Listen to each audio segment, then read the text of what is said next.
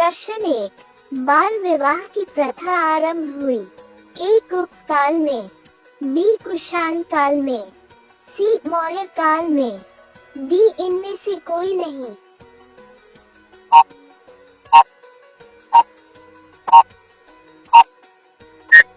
सही जवाब है ए गुप्त काल में। आपका अगला प्रश्न है प्रश्न 2, सोने के सर्वाधिक सिक्के किस काल में जारी किए गए थे? ए गुप्त काल में, बी कुषाण काल में, सी मौर्य काल में, डी हर्षवर्धन के काल में।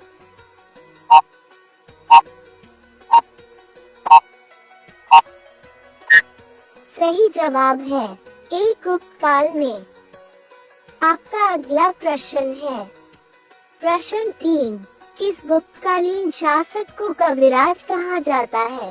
ए चंद्रगुप्त मौर्य, बी कनिष्क, सी समुद्रगुप्त, डी कुमारगुप्त।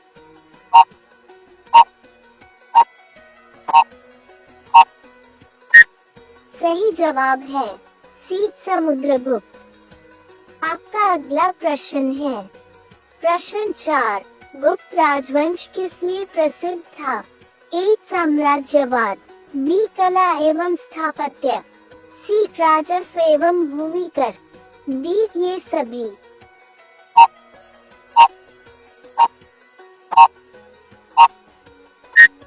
सही जवाब है बी कला एवं स्थापत्य। आपका अगला प्रश्न है प्रश्न 5, मुद्रिस किस राज्य का प्रमुख बंदरगाह था? ए चेर, बी कदम, सी चोल, डी इनमें से कोई नहीं।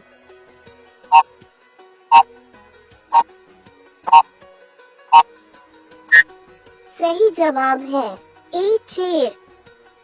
आपका अगला प्रश्न है प्रश्न 6, गुप्त वंश का संस्थापक कौन था?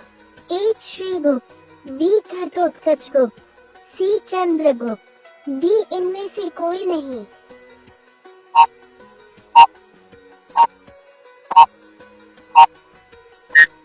सही जवाब है ए श्रीगुप्त।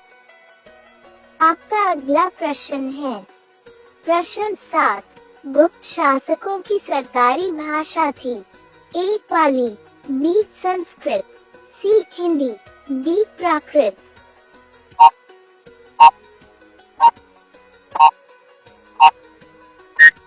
सही जवाब है बी संस्कृत। आपका अगला प्रश्न है प्रश्न 8, प्राचीन भारत में निम्नलिखित में से कौन सी एक लिपि दाईं ओर से बाएं लिखी जाती थी? ए खरोश थी, बी शारदा, सी देवनागरी, डी इनमें से कोई नहीं।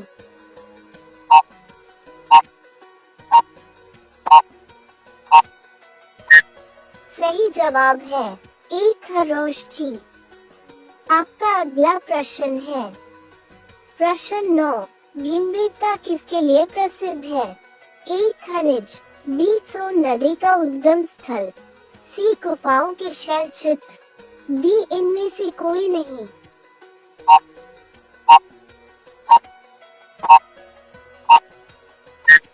सही जवाब है सी गुफाओं के शैल चित्र। आपका अगला प्रश्न है प्रश्न 10, निम्नलिखित में से कौन सा एक प्राचीन भारत में व्यापारियों का निगम था? ए परिषद, बी मणिग्राम, सी अष्टदिग्गज, डी इनमें से कोई नहीं।